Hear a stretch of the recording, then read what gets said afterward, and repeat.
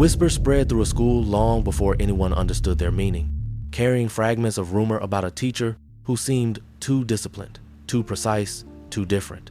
What unfolded inside one classroom would silence those whispers forever and replace them with something no one could forget. If stories like this capture your attention, hit like, subscribe for more, and share in the comments which part of the plot draws you in and where you're watching from. Lincoln High buzzed with the same rhythm it always carried, but under the surface something heavier waited to unfold. Students shuffled past the lockers, talking about music, assignments, and weekend plans, unaware that the chemistry lab on the second floor would soon become the stage for an incident that none of them would forget. The man at the center of it all was Mr. Daniel Brooks, the new chemistry teacher, a black man in his mid-30s whose quiet authority unsettled as much as it impressed. From the first day he arrived, his presence drew whispers. Some students said he looked too strict, too sharp, too cold.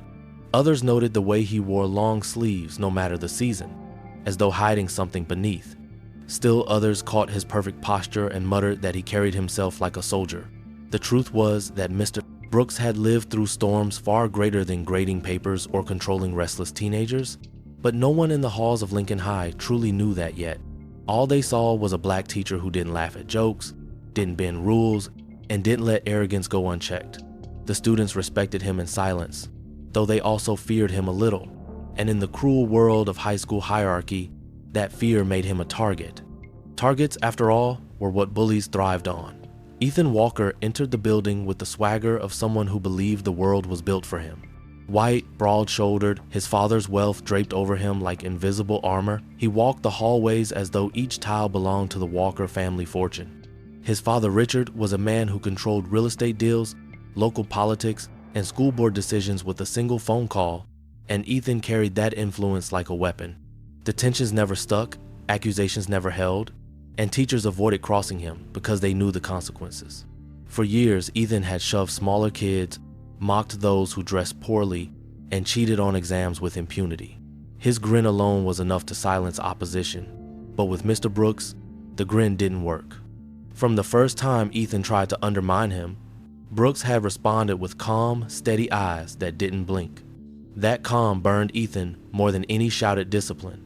No one had ever looked at him that way, as if he were not intimidating at all. That's why on this particular morning, Ethan carried a sharper edge, determined to break through the shield of calm authority that Mr. Brooks seemed to wear so easily. Inside the chemistry lab, students settled into groups, setting up burners and beakers. The smell of chemicals filled the air, pungent and sharp, mixing with the nervous chatter of teenagers. Sunlight filtered through the tall windows, making the polished counters gleam. To an outsider, it looked like a scene from any other Thursday. Students experimenting, a teacher watching closely, laughter bubbling from corners of the room. But subtle signs already pointed to the storm that was coming. Unseen by the students, the security cameras mounted near the ceiling had gone dark only minutes before class began, a glitch dismissed by the office, but one that meant what was about to happen would not be captured for administrators or police. At the back of the room, a transfer student named Claire Hayes sat quietly, watching not the bubbling solution in front of her but Mr. Brooks himself. From the day she arrived, she noticed the way he scanned the classroom, not as a teacher merely taking attendance, but as someone trained to assess threats. It was the look of someone who had once been in places where danger was constant. She had seen it before in her uncle, who had served overseas. Claire said nothing, but the recognition unsettled her. Mr. Brooks started the lesson with his usual calm tone. Safety first. Goggles on, burner steady, eyes on your work. His words were simple, but the weight behind them silenced idle chatter. Most of the class obeyed quickly, but Ethan leaned against his workstation, arms folded, eyes locked on the black teacher with the smirk of someone ready to provoke. His friends chuckled softly, waiting for his performance to begin. He thrived on these moments. The tension before striking, the laughter that always followed. He leaned forward, raising his voice so the whole class could hear. "Hey, Brooks, tell me something," he sneered. "Are you actually a teacher, or are you just playing dress up until you can cover next month's rent?" The words cut through the lab like a blade. Nervous laughter rippled, though no one truly found it funny. Mr. Brooks didn't turn right away. Instead, he glanced at Ethan's experiment and said evenly, Focus, Ethan. Your solution is about to overheat. His calm dismissal hit harder than any direct insult. Ethan's smirk faltered for a second, and then his jaw tightened. He wasn't used to being brushed aside. Teachers usually stammered, scolded, or tried to appease him, but Brooks had simply shut him down with a single sentence. Students whispered that his posture was too perfect, that his eyes scanned rooms the way soldiers did in movies, that he never laughed, never relaxed, never seemed to belong to the casual, careless rhythm of high school life. Even teachers had their own theories. Some said he had moved to town after a divorce, hiding from heartbreak. Others suggested he had once worked in law enforcement, explaining his sharp edge. A few, more quietly, wondered if he had a military past, the kind that left marks invisible to the untrained eye but clear to those who knew where to look. One detail fed the gossip more than anything else. Brooks always wore long sleeves, even in the heat of summer, even during fire drills when students fanned themselves in sweat. They joked about scars, tattoos, or maybe even burns, but no one knew the truth. The students who tried to stare too long found themselves unnerved by his calm gaze, and they looked away quickly, carrying their curiosity to friends instead of confronting him directly. Ethan Walker thrived on such uncertainty, because uncertainty meant weakness in his mind. To Ethan, Mr. Brooks's refusal to laugh or yield wasn't strength. It was an invitation to be tested, to be broken down. Arrogance had been bred into him, nurtured by a father who never taught humility but only the importance of domination. Richard Walker, powerful in business and politics, had built his empire by crushing rivals, and Ethan absorbed that creed like oxygen. It wasn't enough to be rich. People had to fear you, to obey without question. And now here was a black teacher who didn't fear him, who dared to dismiss his words with nothing more than a calm warning about overheated chemicals.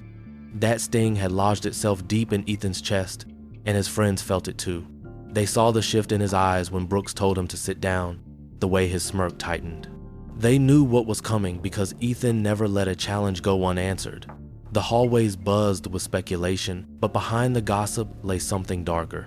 Coach Miller, passing in the teacher's lounge, mentioned offhand that he had once seen Brooks near the abandoned National Guard base on the edge of town, a place fenced off and forgotten by most. Miller didn't think much of it, but the detail filtered into whispers.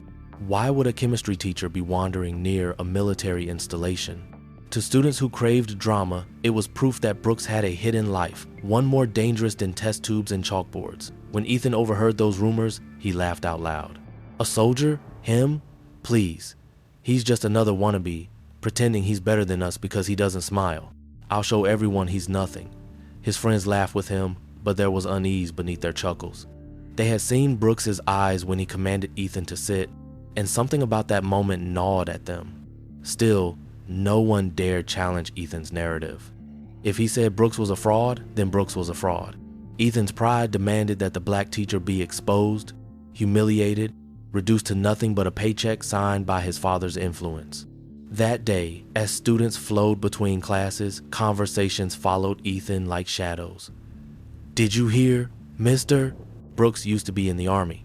No, I heard he was a cop in another state. My cousin said he killed someone once, and that's why he's hiding here. The stories were wild, exaggerated, impossible to verify, but each retelling made Brooks larger than life, both feared and doubted. Claire Hayes, the quiet transfer student, listened to it all without speaking. She had recognized something in Brooks from her first day, the way he stood, the way he watched.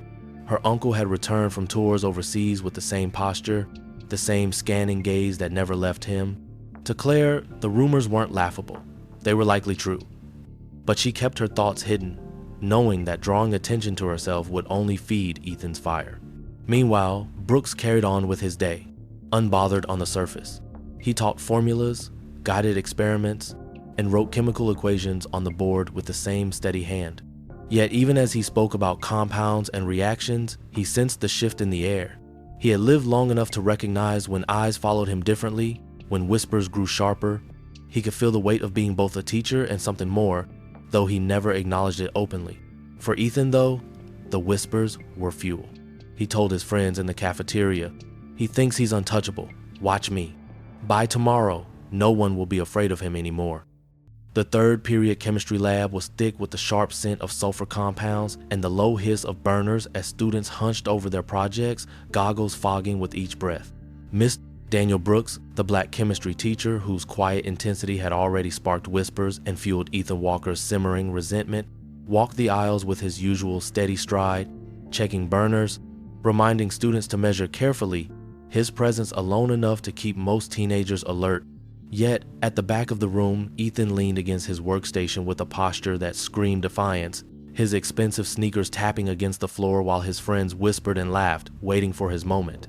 The gossip from earlier in the day still echoed in his ears: soldier, cop, killer. Nobody knew for sure, and every rumor made him more determined to prove that Brooks was no more than a teacher who lived at the mercy of his father's money. Ethan wanted to reclaim his throne in front of the class, to remind everyone that he controlled the rules here, not some black man who thought discipline could erase privilege. He watched Brooks carefully, waiting for the perfect moment to strike. When Brooks bent over another student's workstation to adjust the flame beneath a beaker, Ethan's smirk widened. Raising his voice loud enough for the entire room to hear, he sneered, "Hey, Brooks, tell me the truth. Are you really a teacher, or are you just playing dress up until the rent's due?" His words sliced through the chatter like a blade, and nervous laughter broke out among the students, some chuckling out of habit, others out of fear, none truly amused. The insult hung in the air, ugly and charged.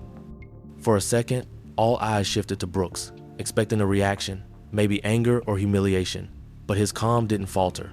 Without even turning to look at Ethan, Brooks said evenly, "Focus on your experiment, Ethan. Your solution is about to overheat."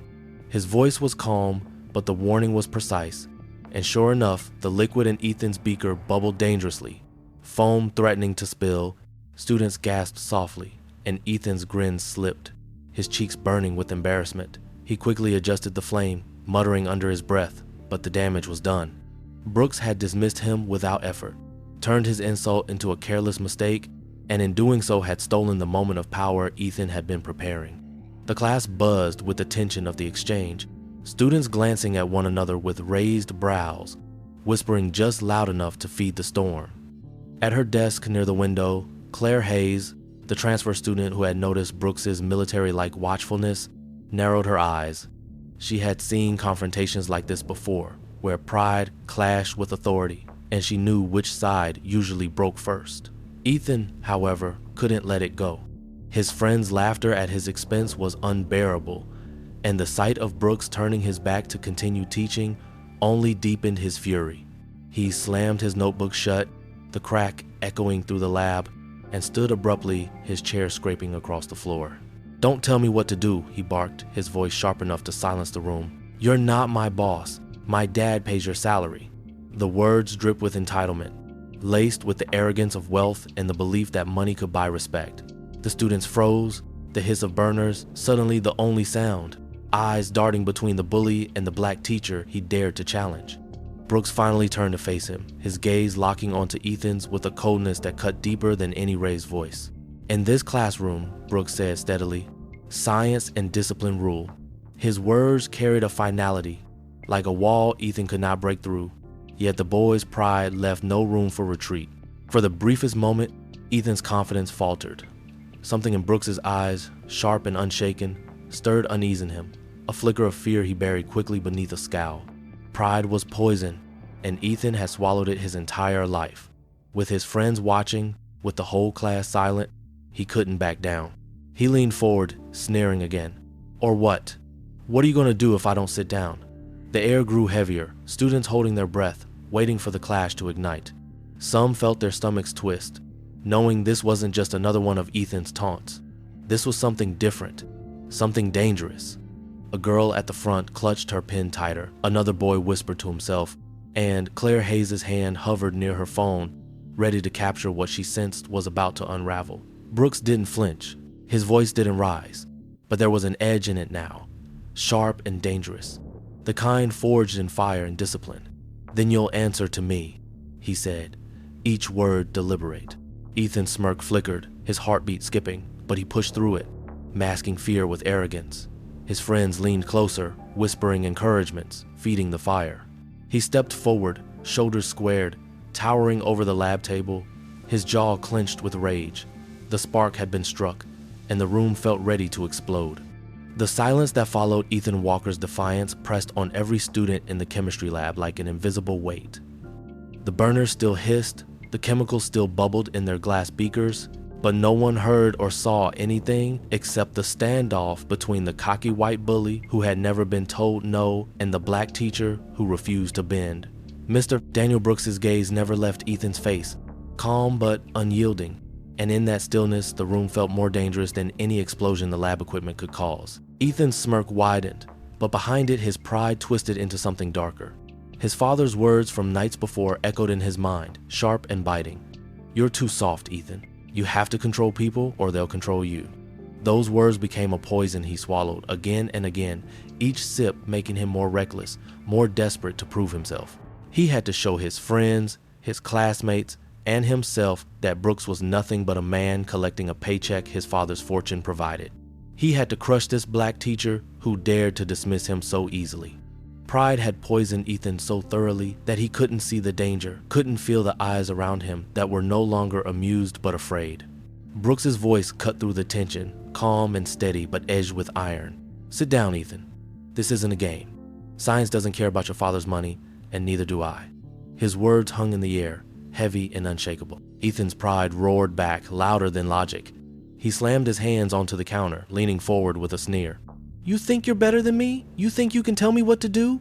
His voice cracked with rage, and for the first time, some students saw through the mask of confidence to the insecurity beneath. A few shifted nervously in their seats, while others clutched their notebooks tightly, knowing this had crossed into territory no teacher or student should ever have to face. Claire Hayes, still seated near the window, felt her heart race. She had recognized Brooks's watchfulness before, the way he carried himself like a man trained for combat. And now she recognized something else, the building of a confrontation that could not be undone. Ethan wasn't posturing anymore. He was preparing to explode. At the front of the room, a boy named Marcus Lane whispered under his breath, "Please, let him fall, just once." Marcus had been shoved into lockers by Ethan, mocked for his clothes, laughed at for his grades, and ignored by teachers who feared the Walker family's wrath. For him, this moment wasn't terrifying. It was a spark of hope that maybe the bully could finally be humbled. But Ethan's pride drowned out every silent prayer around him. He straightened, shoulders squared, and spoke louder, making sure the entire class could hear. "You don't run this school. My father does. And if you think you can embarrass me, you'll regret it." His friends at the back nodded, trying to show support, but even they looked uneasy.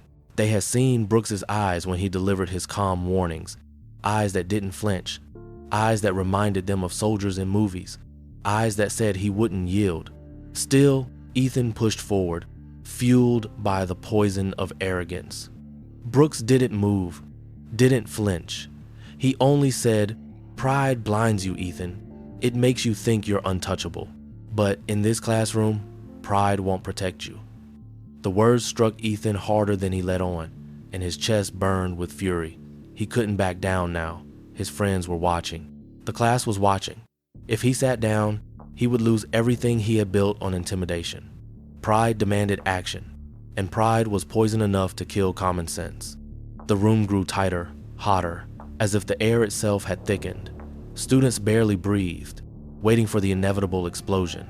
A girl in the front row bit her lip until it bled. Another boy gripped the edge of his desk so tightly his knuckles turned white.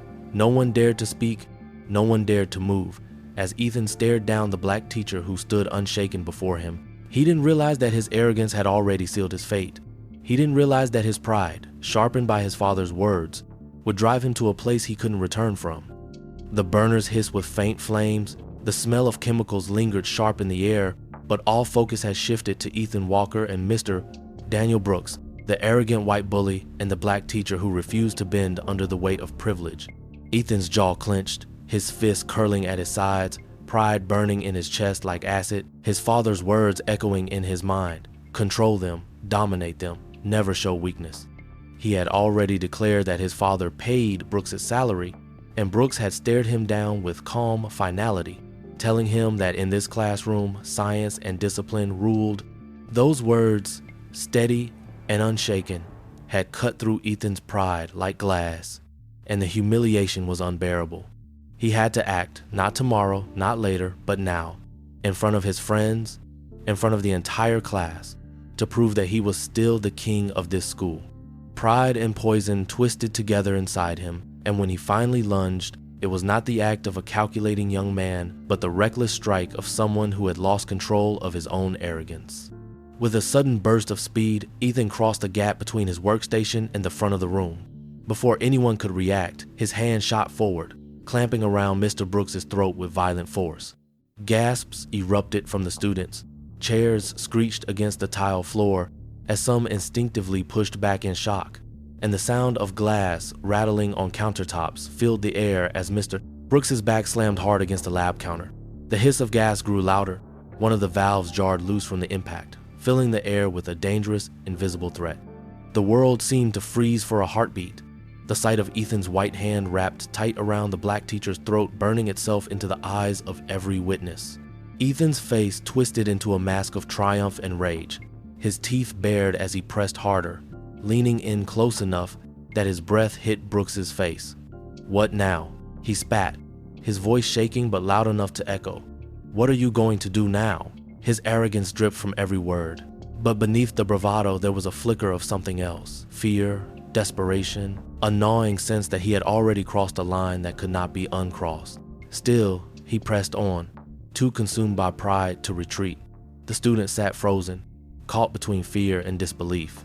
Some wanted to scream, others wanted to run, but none could move, their bodies paralyzed by the shock of seeing a student lay hands on a teacher in such a brutal way. A few clutched their phones, fumbling with trembling fingers to capture what was happening, though most were too stunned to act. At the door, Mrs. Patel, the assistant teacher, tried to push her way inside after hearing the commotion. But Ethan's friends, desperate to shield him from immediate consequences, blocked her path, whispering panicked excuses and shoving their shoulders against the frame. Inside, the situation spiraled further.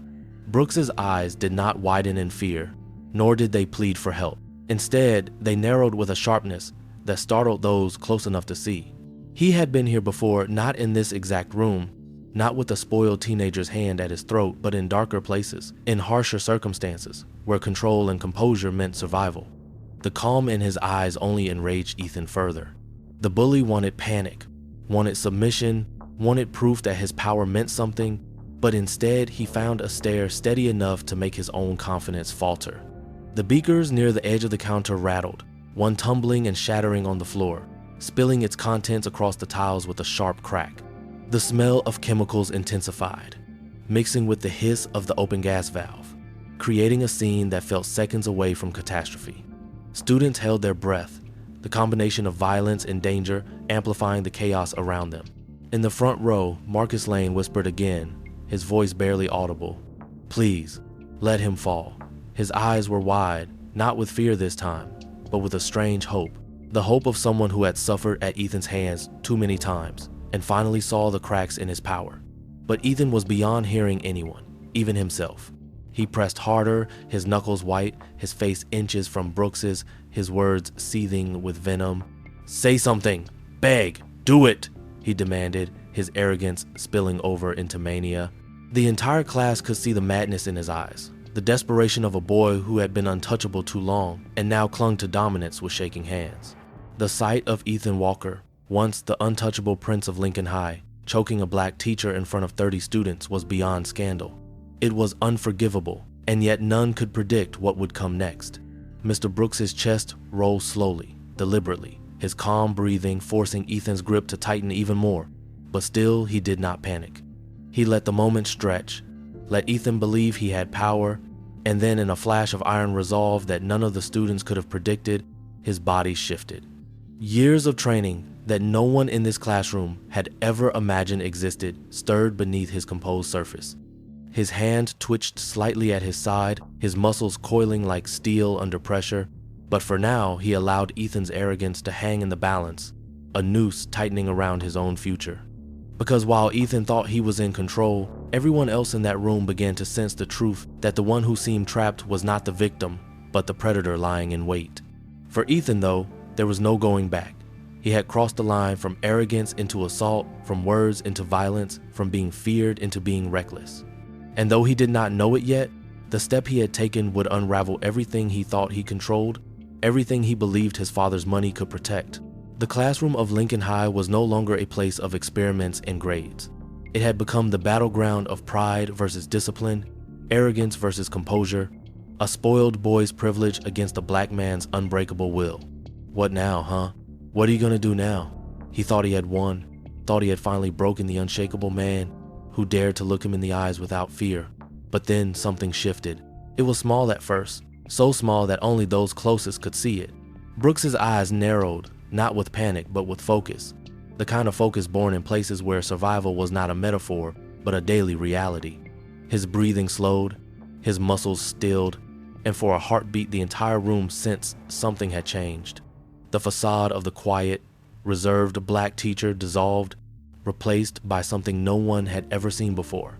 Something forged by years of training and discipline that had nothing to do with lesson plans or grading rubrics. In that instant, Ethan realized his smirk was faltering, though he tried to hide it. The predator had not cornered prey at all. The predator had stumbled into the jaws of something he could never control. Brooks's hands moved like lightning. In one swift, precise motion, his right hand shot upward, clamping around Ethan's wrist with a grip of iron. The smirk vanished from Ethan's face, replaced by sudden unease as he felt the strength in that grip, a strength that did not belong to ordinary teachers. Before he could react, Brooks's left hand struck against Ethan's elbow, forcing it in a direction nature never intended. A sharp cry ripped from Ethan's throat as pain exploded up his arm, his hold weakening instantly. The sound of his arrogance cracking filled the room louder than the hiss of gas. Students gasped, some covering their mouths, others leaning back in shock. No one moved to help. They were frozen witnesses to a revelation they never expected. Brooks twisted, spinning free from the hold, and in one fluid motion pivoted behind Ethan, locking his arm tightly against his back.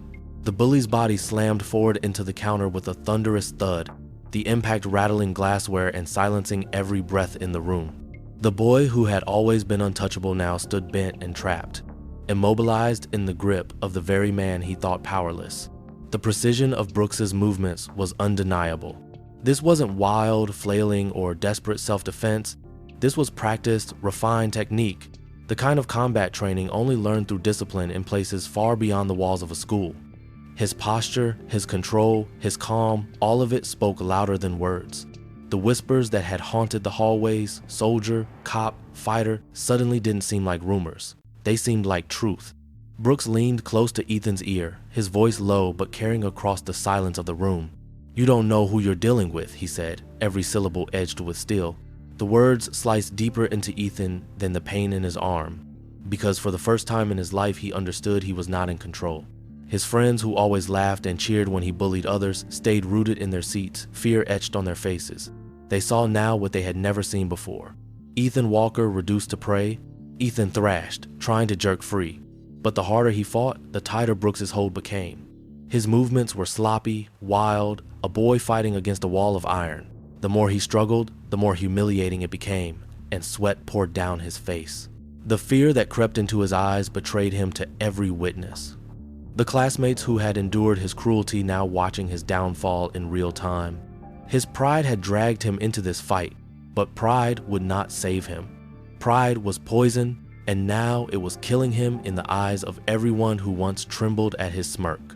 Students stared in disbelief, unable to process what they were seeing. Claire Hayes, the quiet transfer student who had suspected Brooks carried himself like a soldier, whispered under her breath, "That's not just training, that's combat." Her voice trembled with recognition, her uncle's lessons echoing in her memory. Marcus Lane, the boy who had prayed for Ethan's fall, leaned forward, eyes wide, drinking in every second of justice unfolding before him. A girl in the front row gasped as Brooks's sleeve slid up slightly, revealing a faded tattoo on his forearm, a symbol unfamiliar to most but unmistakable to anyone who knew military insignia. Jason Miller, whose father had served overseas, choked out, "That's Special Forces." The whispers spread quickly, students piecing together the puzzle they had once dismissed as rumor. Their teacher was not just a teacher. He had been something more, something formidable, something dangerous. But Brooks did not shout or gloat. His face was calm, his movements precise, his control unshaken. He wasn't humiliating Ethan for pleasure. He was containing him, neutralizing him, the way a soldier neutralizes a threat. And yet, for those watching, the effect was devastating. Ethan Walker, the boy who believed he was untouchable, had been dismantled in seconds by the man he had underestimated most. The black teacher he mocked, the one he thought beneath him, now held him in a grip that stripped away every shred of arrogance he had ever wielded. Ethan groaned in pain, his voice breaking as he tried to mask the panic rising in his chest. He had thought he could use fear to control Brooks, but Brooks's calm had turned the tables. Now he was the one begging his body to stay strong, the one terrified of what might happen if he lost control completely. His pride crumbled with each passing second, and the poison of his arrogance turned to ashes in his mouth. The classroom remained silent except for Ethan's panicked breathing and the faint hiss of gas from the open valve, a reminder of how dangerous the entire scene had become. Ethan had built his life on the illusion of invulnerability, strutting through Lincoln High as though his father's money gave him the right to mock, cheat, and crush others without consequence. But in this moment, pinned and helpless before the eyes of his classmates, the illusion shattered. His pride, the very poison that had driven him to this reckless act, now betrayed him, twisting into humiliation that seared deeper with every second he failed to break free. Brooks leaned closer, his voice low but cutting through the silence. You think money makes you untouchable. You think fear makes you powerful. But right now, look at you. The words stabbed into Ethan's chest with more force than the pressure on his arm. He tried to snarl back, to summon the arrogance that had carried him for so long, but the words caught in his throat, strangled by the weight of reality pressing down on him. His friends, usually quick to laugh at his antics, sat frozen in their seats, fear etched into their pale faces. They had always believed Ethan's control was absolute, that he could bend anyone with his family's influence. Yet here he was, pinned by a man who had not raised his voice, who had not wavered, who had dismantled him with terrifying precision. Ethan thrashed once more, jerking his shoulder violently in an attempt to twist free, but Brooks tightened the hold, forcing him down harder against the counter. The sound of Ethan's groan filled the room, high-pitched and humiliating. His face reddened, not only from the pressure but from the knowledge that his classmates were witnessing the destruction of his power. His voice cracked when he shouted, "Let me go," but the demand sounded less like authority and more like a plea. The shift was unmistakable. The bully was no longer the predator, but the prey. Claire Hayes, the quiet transfer student, stared with wide eyes, her suspicions now confirmed beyond doubt. Brooks wasn't just a strict teacher, he had the instincts of a soldier, the training of someone who had lived in places where losing control meant death. She whispered to herself, "He's not ordinary," and the words carried an awe that spread silently through the students around her. Jason Miller, the boy whose father had served in the military, whispered, "That's a submission lock. My dad taught me about it. He can't move unless Brooks lets him." The revelation sent ripples through the classroom, cementing the truth that Brooks was not a man to underestimate. Ethan's pride, however, refused to surrender easily. His lips curled back as he tried to summon defiance. "You think this means anything? My dad will..." His words choked off into another groan as Brooks applied pressure, silencing him without violence, only control. Brooks's voice came again, calm and steady, but edged with a finality that left no room for negotiation. "Your father isn't here, your money isn't here, it's just you and your actions. And right now, your actions show everyone exactly what you are." The room felt smaller, tighter, as if the walls themselves had drawn closer to witness the confrontation. Students who had once giggled at Ethan's cruelty now stared at him with a mixture of shock and, in some cases, quiet satisfaction. For Marcus Lane, the boy who had whispered a prayer for Ethan's downfall, this was vindication. He had endured shoves into lockers, stolen lunch money, endless taunts about his clothes, and now, for the first time, he saw Ethan powerless. It was like justice had finally stepped into the room wearing the face of their black teacher. Ethan's eyes darted wildly, searching for help from his friends, but none of them moved. Their loyalty had always been built on fear, not respect, and fear had shifted sides. They couldn't stand with him now, not against the presence of Brooks, who stood like a wall no arrogance could topple. The realization hit Ethan like a punch. He was alone. For the first time in his life, no one would rescue him, no one would shield him, no one would believe his smirk. His pride was crumbling, and the humiliation burned hotter than the pain in his arm. Brooks leaned closer again, his tone still calm but carrying a weight that pressed on Ethan's chest. Power built on fear always collapses. Respect is earned, not forced. Remember this moment. The words weren't for show, not even for the class. They were a lesson, one Brooks knew Ethan might never accept, but would never forget. Ethan's lip quivered, the mask of arrogance slipping completely now. His eyes shimmered with unshed tears, not from pain, but from the devastating realization that his reign was over. His voice cracked as he tried one last time to cling to the identity he had built. You can't do this to me." But even as the words left his mouth, he knew how hollow they sounded. The students watched, breaths held, as the symbol of their fear crumbled in front of them. The untouchable bully, reduced to groans and trembling, pressed helpless beneath the control of the man he had underestimated most. The silence in the room was deafening, filled only by the sound of Ethan's labored breaths, and the faint, steady hum of authority radiating from Brooks. Justice had arrived not in fury but in discipline, not in chaos but in precision. The command had been simple, spoken with the calm certainty of a man who knew the power of discipline. Apologize. The single word cracked like a whip, echoing in Ethan's mind as if it had been shouted through a megaphone. His lips trembled, his pride screaming at him to resist, but the pain in his arm and the weight of the room watching him press down like 1,000 pounds. Ethan had lived his life above consequences, skating through every mistake with his father's money smoothing the way, but no amount of wealth could rescue him here. His classmates watched every twitch of his lips, every ragged breath, their eyes wide with disbelief and anticipation. Some had their phones still in hand, shaky and recording, ready to preserve the downfall of the untouchable bully. Others simply sat frozen, unwilling to move in fear they might break the spell of justice unfolding before them. Ethan tried to twist his head to look at his friends, desperate for support, but they avoided his eyes. His loyal followers, who once laughed the loudest at his cruelty, now stared at their desks, their loyalty shattered in the face of Brooks's unshakable authority. Their silence screamed louder than words. Ethan was on his own. His throat tightened, his pride battled against his fear, and for a moment he thought he could still salvage control.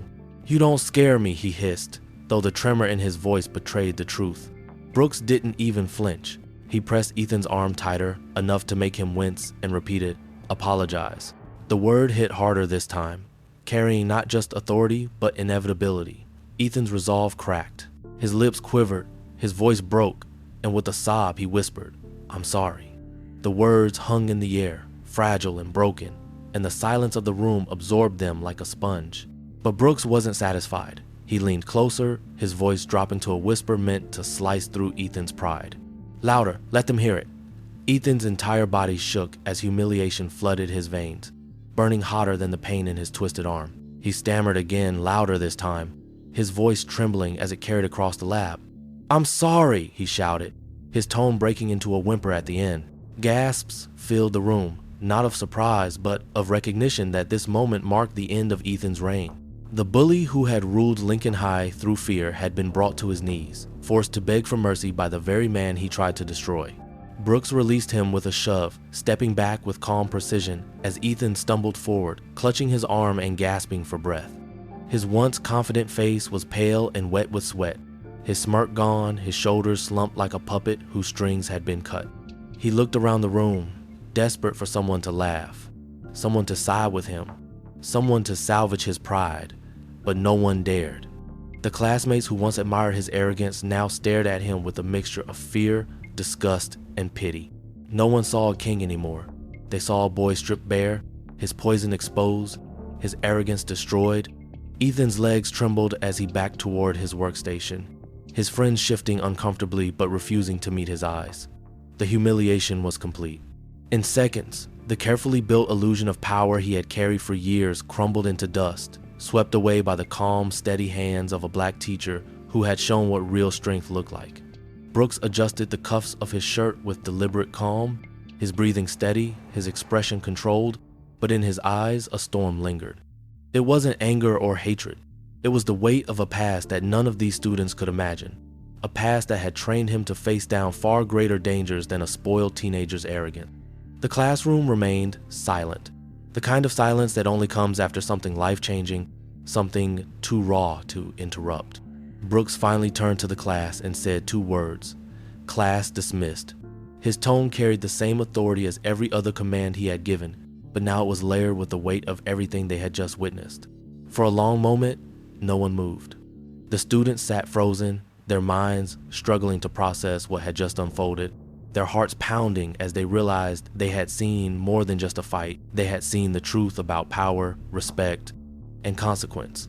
Slowly, hesitantly, they began to gather their books, their eyes flickering nervously between Ethan, still clutching his arm in humiliation, and Brooks, who stood tall and composed, a soldier disguised as a teacher. As the students filed out, whispers began to spread. Whispers that would grow into rumors by the end of the day. Rumors that carried a truth no one could deny. Did you see the way he moved? That wasn't normal. He made Ethan apologize. "Ethan, I think he used to be in the military. My dad said that's how they fight." Ethan looked like a scared little kid. The voices carried through the hallways, down the staircases, and into the lunchroom, until the entire school buzzed with the story of how the untouchable bully had been humbled by the one man he thought powerless. Ethan trailed out last, his shoulders slumped, his eyes downcast, every step heavy with the knowledge that nothing would ever be the same. For Ethan, the breaking point wasn't just the pain of his arm or the humiliation of the apology. The breaking point was the realization that he had been wrong his entire life. Money couldn't buy respect. Fear couldn't secure loyalty. Pride couldn't protect him forever. He had met someone who couldn't be bought, someone who couldn't be broken, someone who had stood calm against his fury and turned it back on him in seconds. And though he would never admit it aloud, deep in his heart, Ethan knew that this moment had changed him. Whether it would make him better or worse remained to be seen, but the lesson had been burned into him in front of everyone he once ruled. The story of what happened in room 204 spread through Lincoln High faster than wildfire, burning across every hallway, whispered in the cafeteria, traded between lockers, and exaggerated in gym class until the entire school pulsed with the tale of Ethan Walker's humiliation. By the time the last bell rang that day, everyone knew that the untouchable bully, the boy who had used his father's money and influence to crush others, had been broken by Mr. Daniel Brooks, the black chemistry teacher he had thought powerless. The image of Ethan pinned against the counter, his arm twisted, his face red and trembling as he stammered an apology, was repeated again and again, retold by students who hadn't even been there as if they had seen it with their own eyes. No matter how much Ethan wished otherwise, the truth was undeniable. His reign was over. The fallout was immediate. The next morning, whispers greeted Ethan the moment he stepped into the building. Heads turned, eyes followed, smirks spread across faces that once lowered in fear at his approach. He walked faster, shoulders hunched, but the weight of their stares pressed down on him like chains. For the first time in his life, he was not admired or feared. He was pitied. Some laughed openly, whispering the word sorry loud enough for him to hear, mocking the apology that had slipped from his mouth under Brooks's command. Others simply stared at him with disgust, their silence louder than any insult. Ethan's friends, the ones who had always hovered at his side, gave only half-hearted nods now, their loyalty fractured. They had seen him powerless, and once fear evaporated, so did respect. The humiliation reached beyond students. Teachers who had long suffered in silence now had permission to speak. At a staff meeting, Mrs. Patel described how Ethan's friends had blocked her from entering the lab during the incident, her voice shaking with lingering anger. Coach Miller admitted he had seen Ethan cheat on exams, but had said nothing for fear of retaliation from the Walker family. Other teachers nodded, emboldened, sharing stories of assignments stolen, fights instigated, and endless disruptions that had gone unpunished. The truth poured out like water from a burst dam, decades of fear collapsing in one meeting. For the first time, Ethan's protection cracked. His father's money had bought silence for years, but silence could not erase what an entire classroom had witnessed. At home, Richard Walker raged. His son had called him after the incident, his voice shaky, his words tumbling over themselves, but Richard had dismissed the fear, replacing it with fury. He stormed into the principal's office, demanding that Mr. Brooks be fired immediately, threatening lawsuits, threatening to cut donations, threatening to ruin the school's reputation if they did not obey. But Principal Edwards, normally cautious, stood firm. Mr. Brooks defended himself and his class. Every student saw it. Every student knows what happened. If we punish him, we lose this school's integrity. For the first time, Richard Walker's threats landed on deaf ears. Parents had already begun to call the office, not to demand Brooks's firing, but to praise his courage, to demand accountability for Ethan's behavior. The power Richard once wielded over the school board began to weaken, his empire of intimidation cracking beneath the truth. Meanwhile, Brooks walked the halls with the same steady posture as always, but now there was something different in the way students looked at him. No longer was he simply the strict, mysterious black teacher who unnerved them.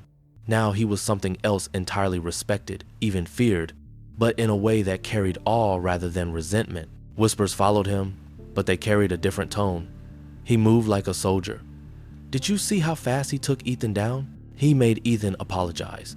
Students who had once mocked his silence now lowered their voices in his presence, not out of fear of punishment, but out of recognition that he had earned their respect. Brooks, however, felt the weight of what had happened pressing heavy on his shoulders.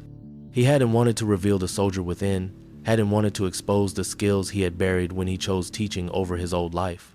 But Ethan had forced his hand, and now the whispers about his past grew louder. In the cafeteria, Claire Hayes watched Ethan sit alone at his table, his food untouched, his eyes fixed on the tray as if staring at it could drown out the voices around him. She remembered the way Brooks had whispered to him, the lesson he had tried to teach. Power built on fear collapses. She wondered if Ethan understood, or if his pride was too poisoned to ever accept it. Marcus Lane, sitting nearby, leaned toward his friends and whispered. He finally got what he deserved, and his words spread through the group like relief, like justice finally acknowledged. For the victims of Ethan's bullying, the memory of his downfall was healing, but not everyone felt satisfaction. Jason Miller, who recognized Brooks's tattoo during the fight, worried. If my dad's right about that symbol, he whispered to a friend, then Brooks isn't just a teacher. He was in special forces. That means people like him don't want to be noticed. And now everyone's talking about him. His concern hinted at something larger, something Brooks himself knew. The incident had exposed him in ways he hadn't planned. He had chosen teaching to escape the endless demands of his past life, but violence had a way of dragging history back into the light. Ethan, meanwhile, spiraled.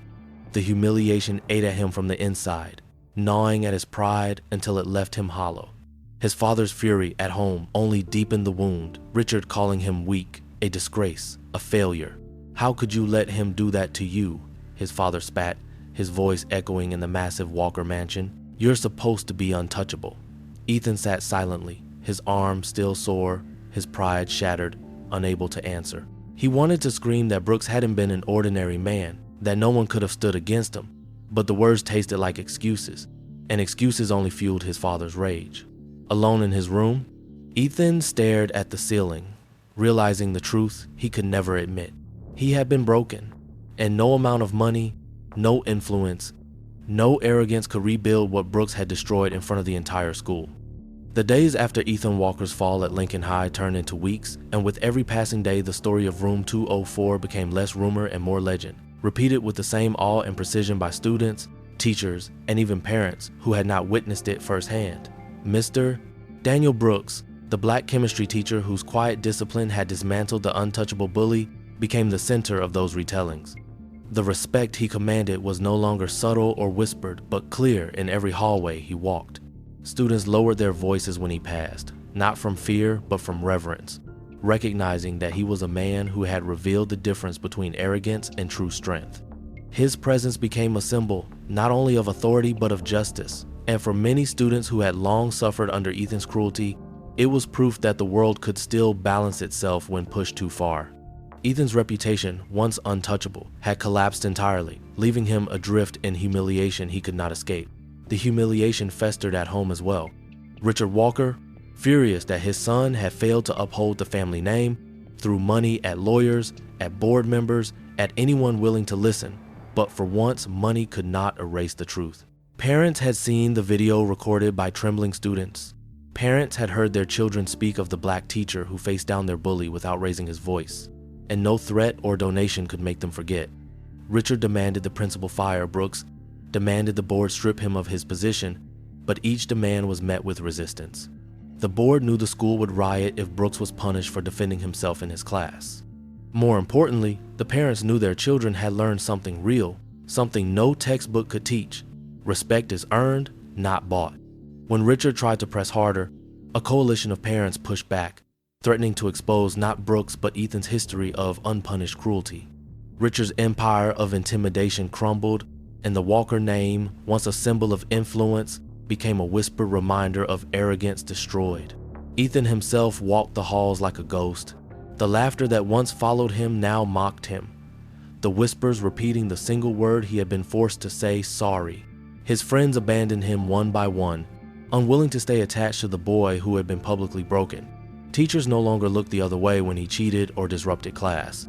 They stood taller, emboldened by Brooks's example, and for the first time, Ethan faced real consequences for his actions. Detention slips stuck. Assignments marked incomplete stayed incomplete. His pride had no room to hide, and without the fear of others to sustain him, he shrank. In the cafeteria, where he once held court at the center table, he now sat at the edges, eyes lowered, his tray untouched. Even the younger students, once terrified of him, walked past with smirks, whispering about the day Mr. Brooks had made him beg. For Brooks, the aftermath was more complicated. He never sought fame, never wanted his past as a soldier to bleed into the life he had built as a teacher. But the students' whispers of combat training and the parents' gratitude for his courage created a reputation that could not be erased. The principal called him into the office weeks later, not to reprimand him, but to offer him a new role, security consultant for the school, in addition to his teaching. Brooks hesitated at first, remembering why he had left the military behind, remembering the burden of always standing guard. But he accepted, not for himself, but for the students who now saw him as more than just a man in a classroom. His presence reminded them that strength and justice could exist without arrogance, that authority could protect rather than oppress. One afternoon, as Brooks locked up the chemistry lab, Marcus Lane lingered behind. The boy had been one of Ethan's frequent victims, his notebooks tossed in trash cans, his dignity trampled in hallways. Marcus looked up at Brooks and said quietly, "Thank you, sir. You don't know what it meant to see him finally stopped." Brooks placed a hand on the boy's shoulder, his gaze steady. "I didn't stop him for me, Marcus. I stopped him for all of you. Remember this, true strength doesn't need to shout. True respect can't be bought. You'll carry that lesson farther than you know." Marcus nodded, the weight of those words sinking deep, words that would shape him long after high school. Ethan never recovered his throne. By the end of the semester, his father pulled him from Lincoln High, enrolling him in a private academy across the state, hoping distance could erase the shame. But the story followed him, carried on social media, retold by classmates who refused to let the memory fade. Wherever he went, the shadow of his humiliation lingered. He would be remembered not as the boy who ruled Lincoln High, but as the boy who was forced to apologize, the boy who discovered too late that fear collapses when faced with true discipline. Brooks, meanwhile, continued teaching with the same calm authority, his lessons in chemistry now layered with something deeper, something unspoken but felt in every corner of his classroom. Students sat straighter, not because they feared punishment, but because they had seen what happened when arrogance met reality. They had witnessed what it meant to stand for respect, to demand accountability, to prove that privilege does not shield wrong forever. Brooks never bragged, never reminded them of what he had done. He didn't need to. The memory was enough, and the respect it earned spoke louder than words. The meaning of that day settled into the walls of Lincoln High, etched into the memories of everyone who had been there. For the students, it was the day they learned that bullies fall, that justice comes even when it is delayed, that dignity can be defended without violence for violence's sake. For Brooks, it was the day he accepted that his past as a soldier could never be erased, but instead of running from it, he used it to protect and to teach. For Ethan, it was the day he lost everything built on pride, the day he learned in the harshest way possible that arrogance cannot withstand truth. In the end, the lesson spread beyond the walls of room 204. Parents repeated it to their children at dinner tables, teachers whispered it in lounges, students carried it into their own friendships and rivalries. Respect is not inherited, respect is not bought, respect is earned. And at Lincoln High, the man who proved it was a black teacher who refused to bow, who refused to be broken, who showed that even the most powerful can be humbled when their strength is built on fear instead of truth. The end. If you've been following this story to the very end, I'd love to know your thoughts. Which moment stood out to you the most? And what part of the plot left the strongest impression? Share your perspective in the comments and also let us know where in the world you're watching from. If you enjoy stories like this one, make sure to like the video and subscribe so you don't miss what's coming next.